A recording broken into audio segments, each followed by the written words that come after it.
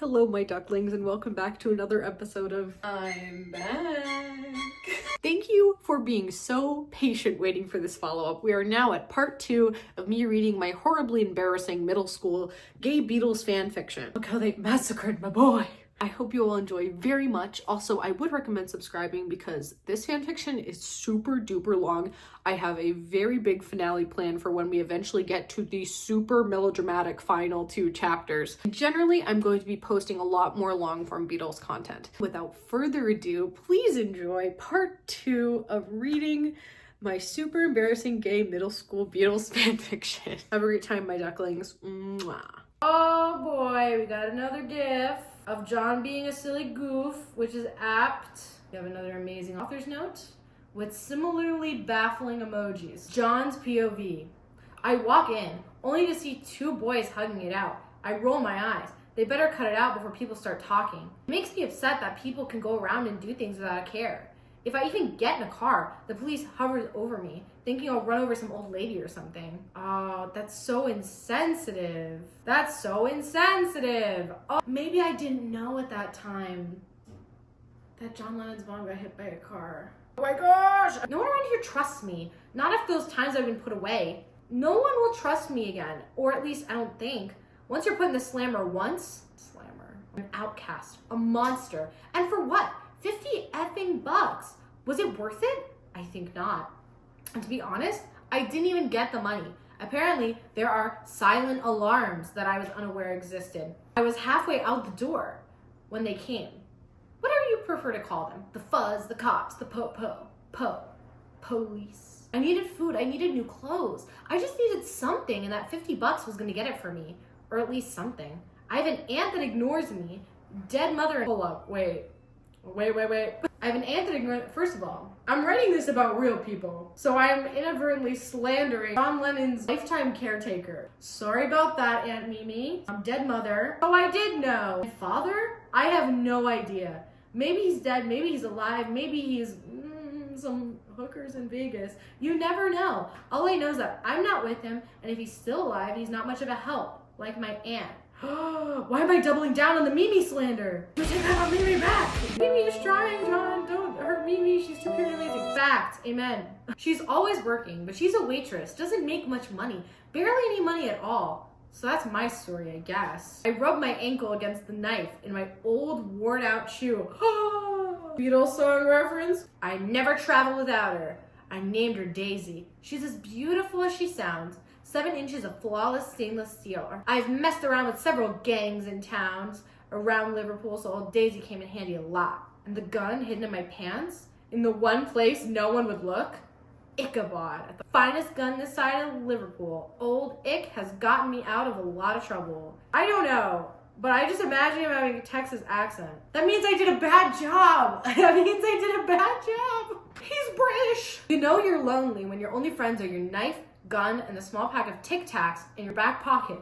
Wow, random is funny, guys. Random is funny. Old Tick loves me in all his orangey glory. At least inanimate objects trust me and don't think I'm some monster. No one actually knows why I was arrested all those times. That's because I never told anybody. Rumors are always circling about that I murdered people. Whenever people ask me about it, I say nothing. If I don't say anything, no one can take it the wrong way. That is untrue. That is untrue. Your silence is a statement, and it is also being misconstrued. I'm gonna lose it. And if they ask too many questions or they threaten me, they'll have to book an appointment with Daisy and Ichabod. So first of all, that is a threat. Not great, mister. But for now, our schedule is booked. I'm thinking about becoming an assassin. Why? Why did I write this? It's a pretty profitable job. I mean, everyone wants to finish someone off, and me and old Ick are armed and ready. Daisy's mainly only for fun. But to them, I was just regular old John Lennon. Wait, they don't know my name. Well, to them, I was just regular. He's thinking all of this and doing all of this while George and Paul are like there. He had dark hair, long eyelashes, and light skin. He's describing me. He wore frickin' mascara. And mascara atop that mascara. And atop that mascara were fake eyelashes. And atop, yeah, you get the point. His eyelashes were long. So, first of all, here's a picture of Paul McCartney. I know the fandom says they're long. They ain't that long. Unless unless I'm corrected. But they are beautiful. So he was looking at me and he looked none the wiser. He also looked pretty adorable. He was one of those baby face boys. You would swear he was at least 14. He was hugging the other. He was tall with black hair. From the back, he kind of looked like Hedy Lamarr. This is it. I think I looked up celebrities with brown hair. And then I was like, oh, apt. But Hedy didn't turn around or anything. He just remained there. His body melted completely against the other. Oh, I loved that turn of phrase, didn't I? The boy looking at me gave me a sheepish wave. I returned, smiling a half-baked, half psychotic smile. Yup, you're totally not weird, dog. Hedy must have felt him wave because he turned around and stared at me, only to hide behind mascara. See, he has nicknames for everybody. Fake eyelashes tells him that everything is fine and I'm just another member of the choir. It's true. I've been singing since I was born. My first sentence was the opening lyric to Pistol Packin' Mama. Here's the first lyric to that song. Does that fit? I don't know. I think I looked up songs, guns that are old. My aunt said that wasn't exactly encouraging good things for me. What? It's a good song. So there we were, just staring at each other. I should probably stop talking to you. Nah, you're cool. You're fun. And you have no way of interrupting. John, stop breaking the fourth wall. You too. Good. Anyway, I was searching for the words to say. Sup? Too futuristic. So also he's omniscient, apparently. Hello, hello. Too old-fashioned. Hi? Too casual. Salutations? I don't want to sound like a grandpa. What's cooking good looking? Maybe... No. Hi, mascara says. What's cooking good looking? I blurt out. What? Nothing. Okay, panic time. Hey, aren't we John Lennon? Eyelashes asks. I start to slowly reach down. Daisy, a certain little man would like to speak to you. So his first instinct is violence. Real gangsters move in silence. Silence. I think you go to my school, he adds, I'm not gonna take the boy's name of it. And it's not even capitalized. I hate it here. Why did I do this? Daisy and Ichabod were tired anyway. They had quite the night last night and they were so tuckered out. I mean, when a drug gang is after you, you need your friends. I mean, I don't buy drugs.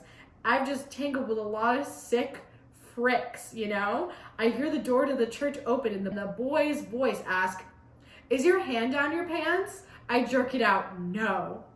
That's kind of funny. I actually really like that. Oh, it's your boy!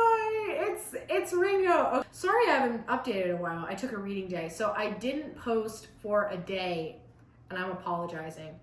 Hey, aren't you John Lennon? Didn't you go to... He reaches down his pants and pulls out a gun. First of all, he said he was reaching for a knife, and then he pulls out a gun. What did you hear? Whatever you heard, it's BS. I froze. I heard that you went to my old high school. I mean, I'm 20, so naturally I don't go anymore. Yep, just sneak that in. That expertly placed exposition. Oh, he puts the gun in his pocket. The tall boy with the black hair in the back is frozen. He's in shock. He falls to his knees when his legs give out. He can't say anything, just small whimpers escape his mouth. He falls to his side and pulls his legs up to his chest. He's so me for real. Is he okay? I asked.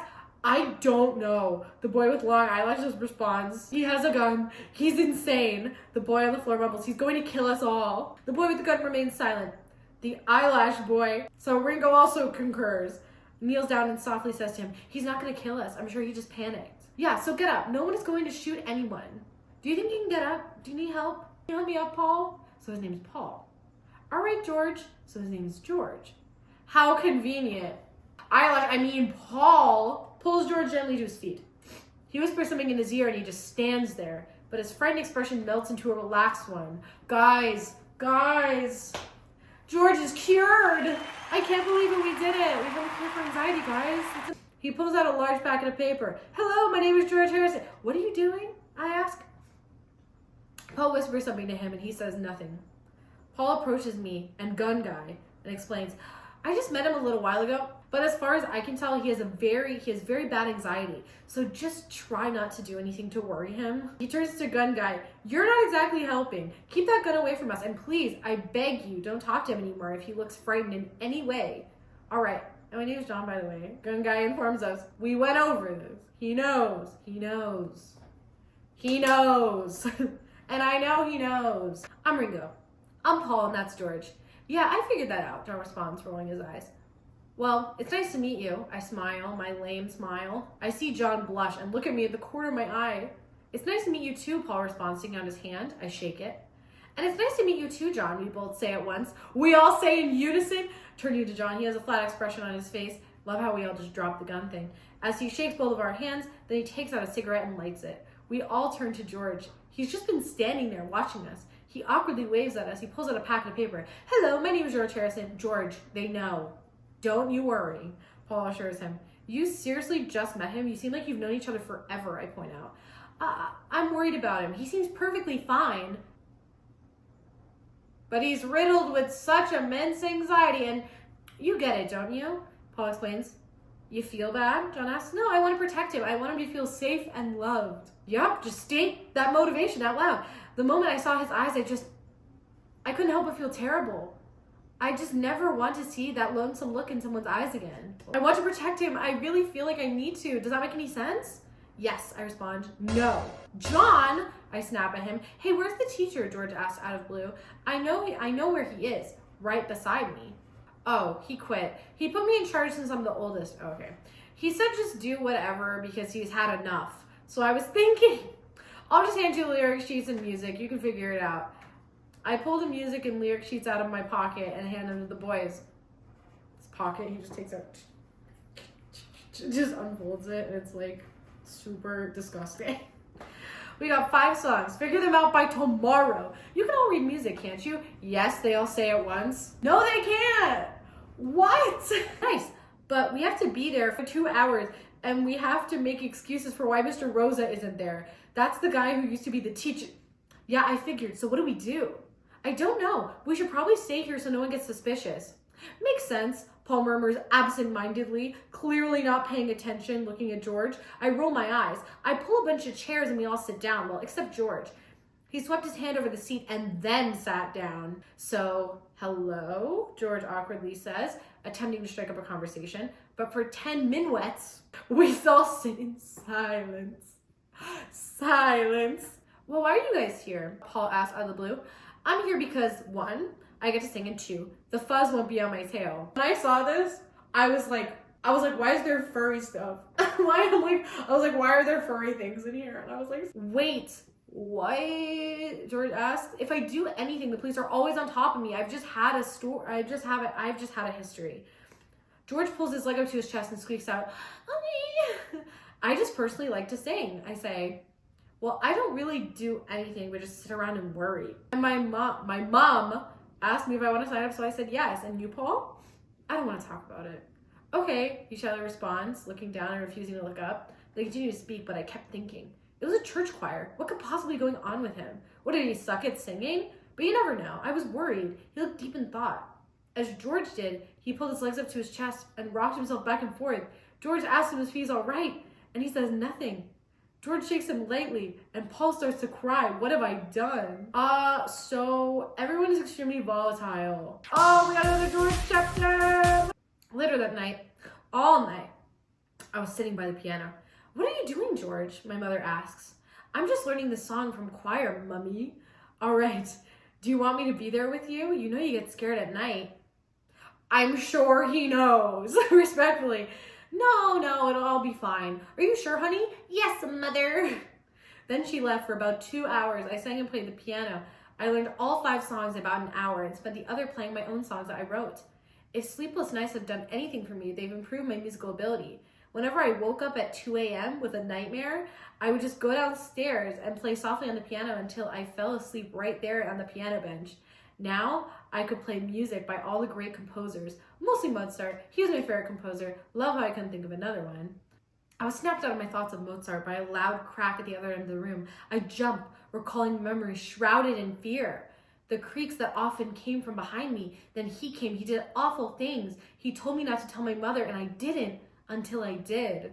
Why did I do this? Also, it's not what you think, so don't worry. It's not that. I didn't have the chutzpah to write that in, but it is violence, so we'll see. But like, woof. My heart races and my head spins. I curl up into a ball and rock myself back and forth. I remain there for the rest of the night. When my mother came downstairs, she knew what had happened. George, are you all right? She asked, taking me into her arms. I'm just fine now, Mummy. I told you 1,000 times over.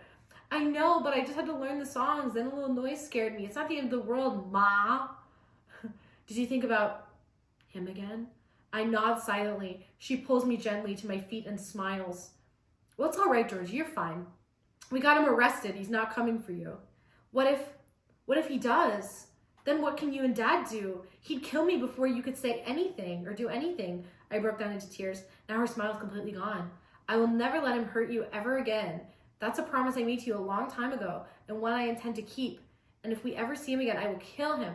I will kill him before he can move a muscle. Wow, thanks, Mom. Wait, but what would you kill him with? Fear hits me like a piano. Do we have guns? Sorry, that's awesome. That's just such a funny line. No, and don't worry, we'll work out the details later. She ruffles my hair and heads downstairs to make pancakes, 3 exactly. She places the knife with the pointy side facing the table so I do not accidentally injure myself, and the fork on the opposite side slightly tilts to the left, just slightly. It's obscure, it's fun, it brightens my day. It's obscure, it's fun, it brightens my day up that much more. It's ridiculous, and that's why I love it. I head downstairs and my mom He calls his mom everything. That's, it's good to be in a multicultural home, I guess. He's Boston. He says ma. He's British. He's a child. And he's also American. Like, what is going on here? I head downstairs and my mom spots me. She checks the silverware once more and quickly adjusts the fork. Thank you, I smile, my bad feelings disappearing. Why do you like it so much when I tilt the fork like that? So much so that you make me adjust the fork like that every day. It's my little bit of madness. It's crazy. It's awesome. Live on the wild side. Wahoo! Georgie, calm down. You'll give yourself a nosebleed, wild man. That's cute. If it was in any other context, and if it wasn't super infantilizing a 17-year-old boy, that'd be great. That'd be excellent. I laugh. It's been a long time since I laughed. Wow, George, it's been a while since I've heard you laugh. What did I tell you? Oh, okay. He's self-aware. And he's breaking the fourth wall too. Wait a minute. Yeah, I guess it has been. I haven't laughed a lot since it happened. I know, Georgie, I know. I know how it changed you. It changed all of us. But in the end, it changed us for the better. How so, I ask? It made us more alert. Now we are much safer. Well, actually, now that I think about it, it helped me and your father. You, not really. Oh, she's just like, I'll be a not bad mom now. Well, it made you more alert and aware. Green doors are ugly anyway. They are. I mean, make it white or gray or red even. Red doors are cool, but green, no. What is wrong with a green door, Gregorio? I think my door is green. We have a green door. Looks like that. Stop! Green reminds me of vomit. This green slander is unreal. My mother laughed. I tried to push away the memories, but they remained. I couldn't get them out of my head. I began to sweat. My mom plopped a few pancakes on my plate, but I didn't touch them. I couldn't move. I shuddered and pulled my legs to my chest. Did you think about it again, George? She asked, kissing the top of my head. I nod. Georgie, you need to forget, or at least you need to try. No matter how bad it was, you can't let it haunt you for the rest of your life. I can't. It's just too traumatic to be forgotten, I sigh. For context, I wrote this during the worst summer of my life when I was 13 years old. And I'd just gone through a ton of trauma. And I'm like, yo, I'm talking to myself. This is pathological, you guys. Please try. It kills me when I see you this worried. And I know it's just a result of trauma. But I know that you can forget and be happy again. I miss seeing you happy and laid back. I do too. I miss the way things used to be. But you know that I had no choice. Yeah, dude, what the heck? I know. She puts a hand on my shoulder and sighs. I finished my pancakes, by the way. Wait, you were eating this entire time? No. Girl, was she not looking? She laughs and kisses the top of my head and takes my plate. Same TBH. That's awesome. Hey, George, shouldn't you get ready for school? All right. I head upstairs and slip on dress pants and a white button-down shirt as always. I slip on socks and head downstairs. I grab my knapsack, slip on my shoes, and head out the door. All day long at school, I was thinking about Paul. No one had ever been so nice to me before. No one had ever talked so softly and kindly. No one had ever seemed to care so much about me, and he was perfect, just perfect. What am I saying? Hey, if you enjoy my story, check out my collab account where you can find an all-new fic called Dear Prudence. You can find it ironic because we love the Beatles and want to marry them. You know what? I should probably censor that. I knew I recognized George from somewhere. Turns out he's in my first period English class, or at least I'm pretty sure. I stared at the back of his head waiting for him to turn around, as if I was controlling him with my mind. He turned his head to the side. It was definitely him. I smiled. When class had ended, he remained at his desk, grabbing his books. I tap him on the shoulder and he tenses up. Who are you? What do you want? He asked with a shaky voice. It's me, Paul. He turns around and throws his arms around me. Oh, thank God. Thank God. Thank God for this beautiful day, and thank God for this video. I didn't know you went to my school. Well, I do, and thank God for that. Amen! I let go of him and step back, studying his features like it's the first and last time all at once. His black hair shiny, soft, and wonderful. His eyes were bright and cheerful looking, that brought a wide smile to my face. A vein on his neck stood out when he smiled. That'd be a tendon. That would be a tendon, my guy. And now he was grinning widely. And might I say, he has the most beautiful, radiant smile I've ever seen. He has such that kind of smile that makes you can't help but smile at yourself. So here's George Harrison smiling. He's my favorite vampire. There's actually a fan fiction that I read and when I was a kid, and it was George Harrison being a vampire. It was like kind of awesome, actually. We walk into the hallway, and I walk George to his next class. A few people shove him or whisper in his ear to scare him. At one point, he panics and grabs my hand. Oh, I'm sorry, he says meekly. He tries to jerk his hand away, but I hold on. It's all right, I whisper to him. His hand is awfully sweaty and hot. Same, I have hyperhidrosis. But I don't mind. Well, actually, they're really cold right now. His hands shook violently with each step we take. I can feel him relax and become at ease. Something I'm sure rarely happens to George. Oh my gosh, I'm so tired. The feeling of my fingers intertwined with him just felt right. His hand felt small in mine. It fit perfect. I feel like we're like the same height though. What? Maybe this is what's been missing. Just a gentle, loving touch of another. And I cherished it for as long as I could. Thank you. This is very reassuring, Paul. I can't even begin to thank you. You're one of the nicest people, if not the nicest person I've ever met. Right back at you, George. His eyes snap to mine right away when I say his name and he stops walking. He stares at me for a few seconds and then continues. And soon enough, we're at his classroom. No one else in the hallway, so I pull him into my arms again and out of everyone's view, and I can't help it. I kiss him on the cheek, ever so lightly so he doesn't feel it. I'm sorry. When I was 13, I thought this was a vibe. First of all, how do you not notice? If someone kisses you on the cheek, they gotta be here. They gotta be at least cheek to cheek with you.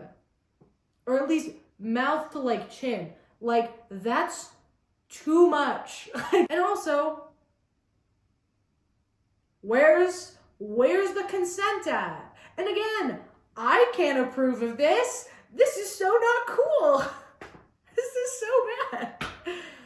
Goodbye, George. See you at practice. I hastily utter. I begin to walk away, but then he says to me, okay, goodbye.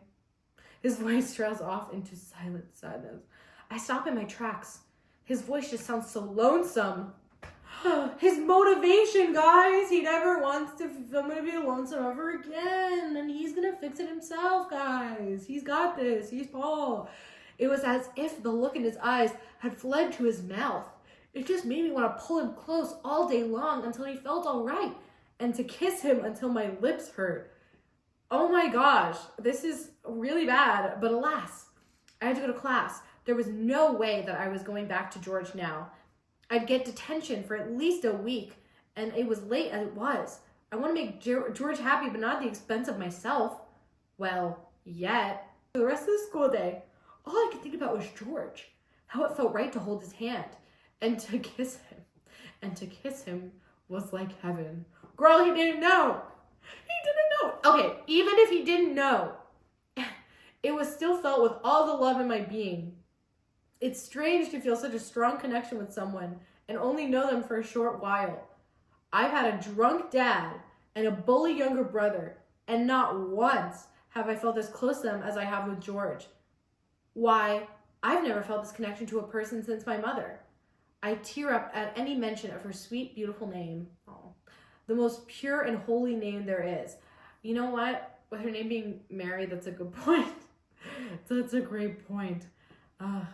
Yeah, her and George are the only two people I've ever felt actually cared about me. Just the way his eyes light up when I'm around, the way the look of fear melts into a smile. It's all so beautiful. And to know I'm the cause, it just feels amazing. It's just another thing that makes life worth living. Not that there are many. Oh my gosh! Walking home from school, I thought long and hard about things. Why did I kiss him? I guess I just couldn't help it. But why did I have urges to do so in the first place? I probably just felt bad or something. No, that can't be it. I internally debated further, but alas, that all amounted to nothing. No answers arose, and I left myself in the dark. I arrive home and knock on the door, and my father and brother don't trust me with the keys.